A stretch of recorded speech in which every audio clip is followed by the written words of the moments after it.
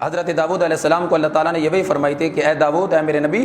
اپنے لوگوں کو کہو کہ دنیاوی خواہشات کو ترک کر دو، اس لیے کہ جب وہ دنیاوی خواہشات کے پیچھے چلتے ہیں تو ان کی عقلیں میرے درمیان حجاب بن جاتی ہیں،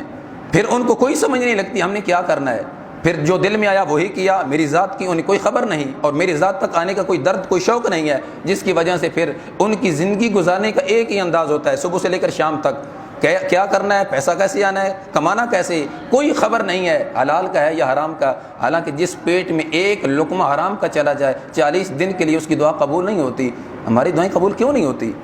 ہم نے کبھی اپنے گربان میں جا کر نہیں دیکھا، کبھی نہیں سوچا۔ اللہ کی ذات میں معاذ اللہ ہم شکوہ شکایت کرتے ہیں میری دعائیں قبول نہیں ہوتی، بڑی دعائیں کرتا ہوں۔ ارے ایک دن کے لیے تو حلال کا رزق کھا کر، حلال لباس پہن کر، رب کے حضور دعا کر میں دیکھتا ہوں کیسے قبول نہیں ہوتی۔ اور پھر یہ بھی ذہن میں رکھیے گا کوئی دعا ایسی نہیں جو رد ہو۔ سرکار دو عالم صلی اللہ علیہ وسلم نے فرمایا قیامت کا دن ہوگا جو تم دنیا میں دعا کرتے تھے اللہ کی برگاہ میں وہ تمہارا نام اعمال میں ایک ثواب کی شکل میں لکھ دیا جاتا ہے، اور پھر ترازو پہ وہ تمہاری دعائیں رکھ دی جائیں گی، تو تم کہو گے کاش کہ دنیا میں میری کوئی بھی دعا قبول نہ ہوتی، آج اس کا اجر مجھے آخرت میں مل جاتا۔